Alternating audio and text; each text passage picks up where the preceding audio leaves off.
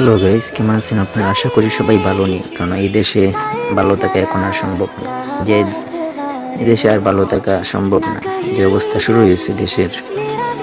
তো চলেন আজকে দেশ নিয়ে একটা গল্প শোনাই আপনাদের।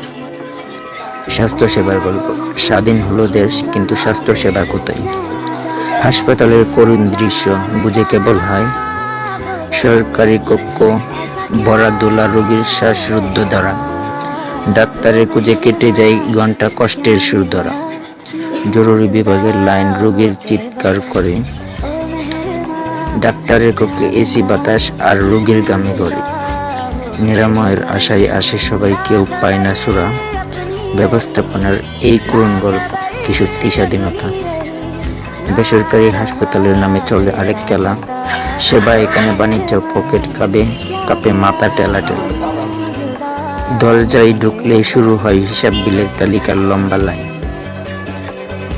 রুগী বাঁচুক বা মরুক, ব্যবসা চলবে সমতা। ডাক্তার যাদের বলা হয় জীবন রক্ষার প্রহরী, তারাও যেন ভুলে গেছে শপথ হয়ে গেছেন ব্যবসায়ী বাড়ি। মানবতার সেবা ভুলে শিখেছেন লাভের পথে চলা। চিকিৎসার বদলে দিয়েছেন রোগীকে খালি হাতের দোলা। স্বাস্থ্যসেবার এই গল্প কি আরও চলবে এমন? মানুষের অধিকার নিয়ে তবেই হবে আন্দোলন। সেবা নয় ব্যবসা, এই হোক মন্ত্র। স্বাস্থ্যসেবার পথ আবার ফিরুক প্রকৃত প্রাণীর কেন্দ্র। এখন দিন এসেছে কথা বলার, এই সিস্টেম বদলানো, স্বাস্থ্যসেবাকে ফিরিয়ে আনার, মানবতার আলোয় চড়ানোর।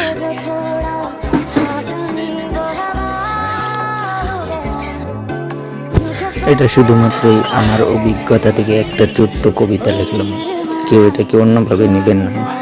আর সকলকে ধন্যবাদ। নিজের জীবন থেকে কিছুটা সময় নিয়ে একটা গল্প লিখলাম আর কি। ভালো লাগলে অবশ্যই কমেন্টে জানাবেন। আর দেশের যে অবস্থা হয়েছে, এটা আসলে বাস্তবেও খানিকটা মিল থাকবে সাধারণ, কারণ দেশের এই অবস্থায় এইসব হওয়াই স্বাভাবিক। সবাইকে বিদায়। পরের গল্পটার জন্য সবাই অপেক্ষা করবেন, আশা করি সবারই ভালো লাগবে। পরের গল্পটা হতে যাচ্ছে আমাদের দেশটা নিয়ে।